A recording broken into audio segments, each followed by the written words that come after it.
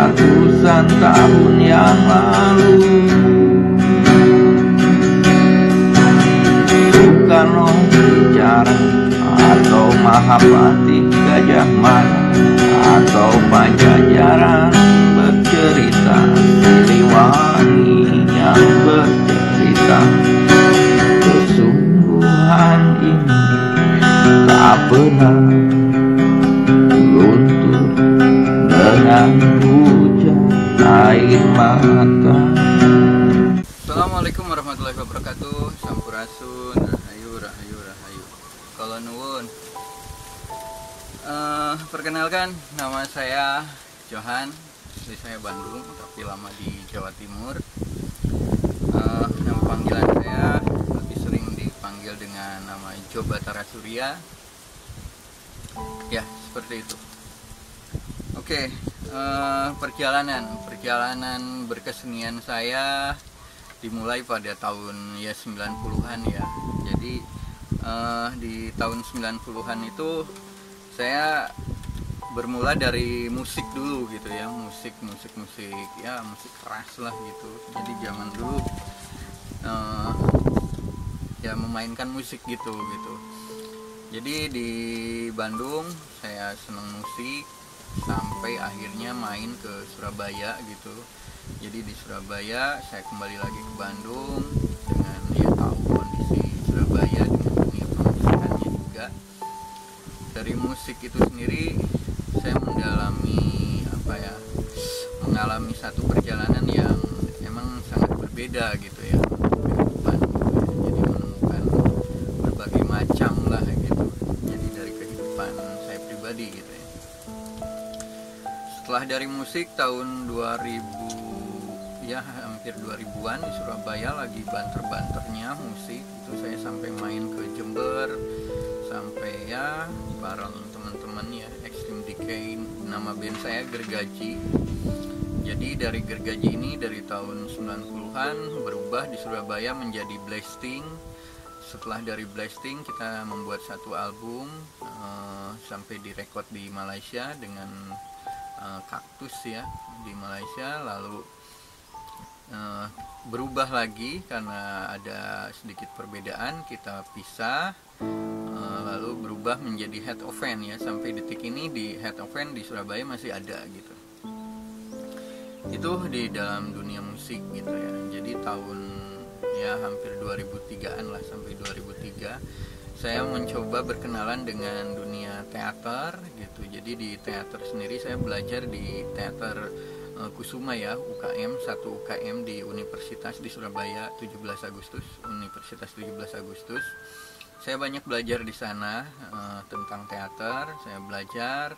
Saya ikut juga dalam pentas keliling ya, beberapa pentas keliling ke Tuban, Lamongan, Bojonegoro dan lain-lain, Jombang. Hingga akhirnya saya berkenalan dengan salah satu teman namanya Cak Rokim di Lamongan gitu. Akhirnya saya bermain teater ya, lebih mendalami lagi gitu apa itu teater gitu. Jadi saya lebih memilih ke dunia teater daripada musik gitu. Jadi musik saya mulai tinggalkan, saya masuk ke dalam dunia teater karena saya merasakan menemukan sesuatu yang lebih beda banget di dalam dunia teater, lebih banyak perenungan gitu ya, sehingga dunia yang di dunia musik glamor atau hura-hura atau apa kembali drastis ke dalam dunia teater yang bener hening gitu, lebih menggali makna-makna kehidupan gitu di dalam dunia teater. Ya setelah itu ya berjalan sampai saya mendalami memilihlah satu genre atau satu aliran atau satu apapun. Saya lebih membawa monolog gitu ya, atau monoplay. Saya bermain sendiri, saya keliling sampai ke Madura, ke Sumenep, STKIP Sumenep ya dulu, sampai Madura, Bangkalan, Sampang, hampir Madura, Malang. Ya saya monolog sendiri aja, keliling gitu ya, ke kampus-kampus di Jawa Timur gitu. Saat itu ya asik aja gitu. Jadi dengan kehidupan yang benar-benar susah ya gitu untuk makan sendiri saya harus, ketika habis uang saya harus jualan dulu di Surabaya, dan dapat uang keliling lagi gitu ya, bertahan hiduplah dalam dunia seni bagaimanapun caranya itu. Sampai saya sempat ngamen ya di jalanan ya, buat hanya sekedar bertahan aja, bertahan hidup, dan karena tarikan dalam jiwa ya, dorongan jiwa untuk berkesenian gitu. Jadi bagaimana saya bisa berkarya atau hidup di dalam kesenian tapi tidak memberatkan orang tua atau siapapun gitu. Jadi akhirnya saya memilih ngamen atau apapun lah, jualan gitu, yang penting halal gitu, itu aja sih. Udah saya proses di dalam berkesenian ya, akhirnya membuat karya-karya sendiri juga, belajar walaupun itu apa ya, nekat lah ya, bondo nekat gitu ibaratnya. Saya menulis juga sebuah ya buku gitu, sampai berkenalan lah dengan almarhum namanya Nurel Javisarki gitu. Saya dibuatkan buku pertama, buku kedua saya ya, namanya judulnya Seal, itu dicetak oleh Pustaka Pujangga Nurel. Karena mungkin ada satu rasa yang sama ya di dalam proses kesenian, kita bergulat, mengendap, dan apa ya, menjalani semua itu dengan berdarah-darah gitu ya, atau menghantam apapun gitu, pandangan orang itu. Akhirnya lahirlah sebuah karya gitu, dan terus karya-karya berikutnya itu sambil apa ya, dalam proses berkesenian saya nggak lupa juga jadi mendalami berbagai macam gitu ya, disiplin ilmu mau keagamaan gitu. Akhirnya proses-proses kreatif saya dengan apa, mencoba ya memikirkan sebuah karya yang bukan hanya sekedar imajinasi gitu. Jadi saya mencoba mencari satu titik temu atau apapun itu tentang ilmu pengetahuan. Akhirnya di sana saya mulai merasa haus dengan sebuah ilmu pengetahuan gitu. Akhirnya saya belajar agama gitu, belajar mazhab-mazhab ya, mazhab-mazhab agama dalam Islam gitu. Ada mazhab Sunni, Syiah, Salafi atau apapun, Wahabi gitu. Saya pelajari semua. Jadi apa maknanya, apa benang merahnya gitu. Saya mulai dari agama itu, saya ngambil beberapa esensi yang menemukan titik temu gitu ya. Dari perjalanan itu akhirnya ada satu sejarah, akhirnya saya pentaskan gitu ya, karena ada satu kegelisahan ketika saya mempelajari sejarah Islam atau apa. Akhirnya saya pentaskan, akhirnya saya dicap gitu ya, wah ini salah satu penganut mazhab gitu ya, sebutlah mazhab itu gitu ya, yang berbeda di kalangan mayoritas itu. Akhirnya saya ketika berkarya ada satu gap atau batasan ya, wah bahwa Johan adalah ini gitu ya, ingin menyebarkan atau apalah, paham atau itu. Tapi sebenarnya saya tidak ada niat hal apapun gitu ya, karena dalam proses kesenian saya hanya menemukan sejarah, fakta sejarah atau apapun, ada satu keyakinan, kegelisahan saya bahwa sejarah itu seperti ini saya tampilkan.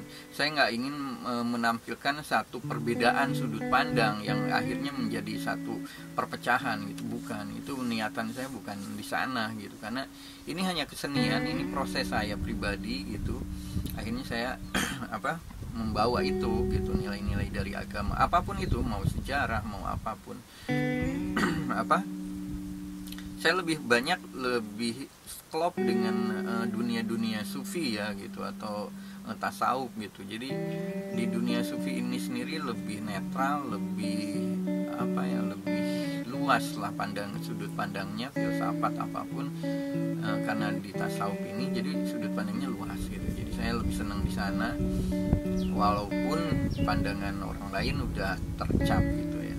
Ya akhirnya saya tetap aja berjalan lah gitu. Itu sudut pandang orang lain, toh saya tidak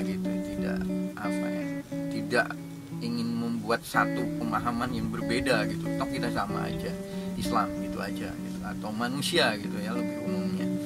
Saya lebih seperti itu di dalam kesenian. Jadi bukan kesenian bagi saya, jadi bukan hanya berbicara tentang imajinasi yang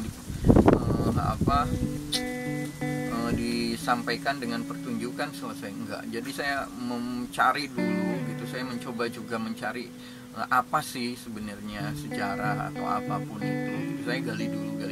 dan itu real langsung gitu. Saya bertemu dengan tokoh-tokohnya, orang-orangnya yang kredibel gitu dalam hal keilmuannya gitu.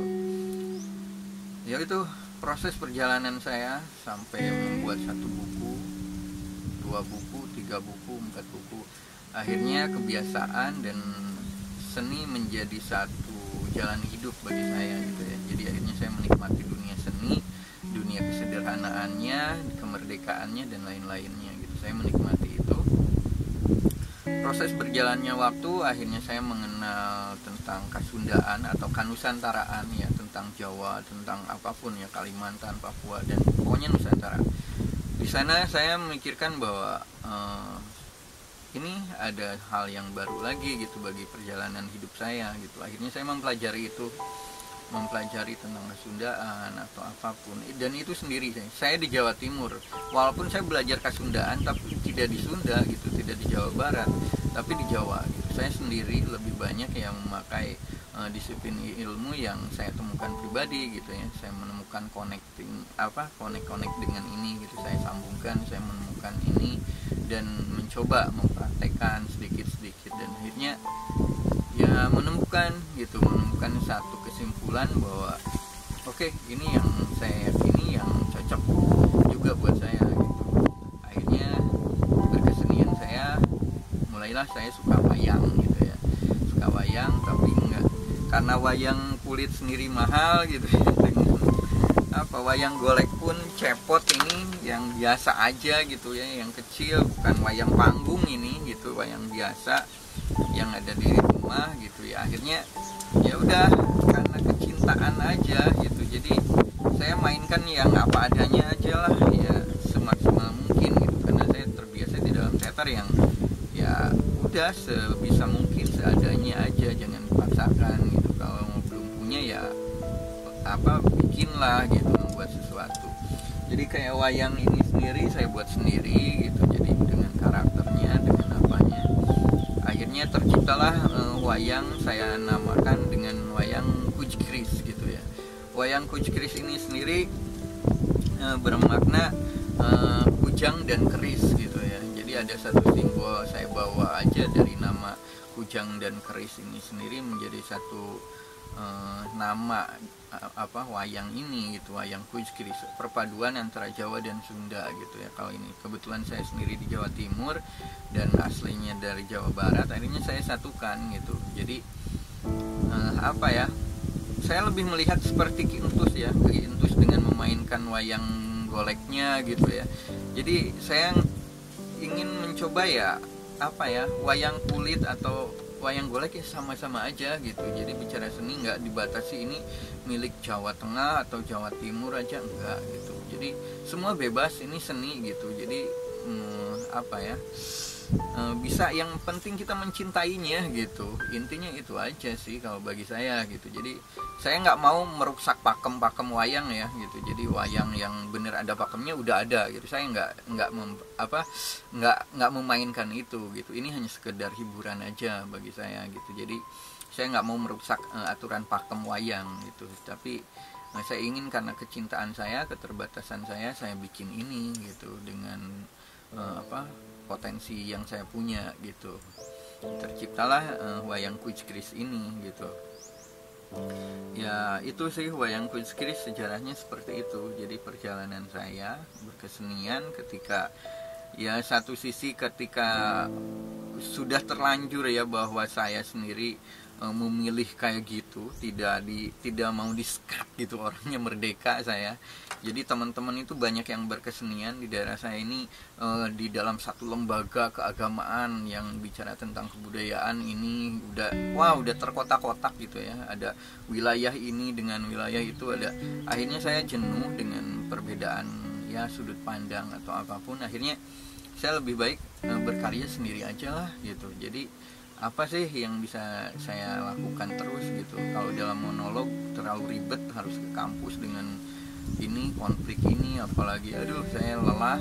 Akhirnya saya membuat wayang Kujkris ini. Sebenarnya itu intinya karena kegelisahan saya saja, karena saya ingin berkesenian terus gitu intinya.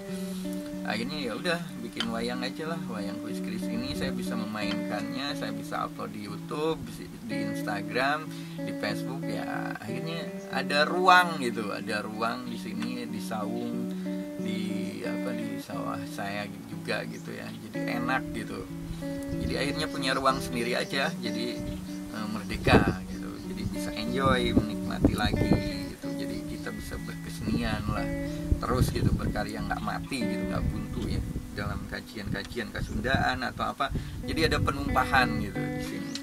Itu sih tujuannya atau perjalanannya wayang kuis keris itu sendiri.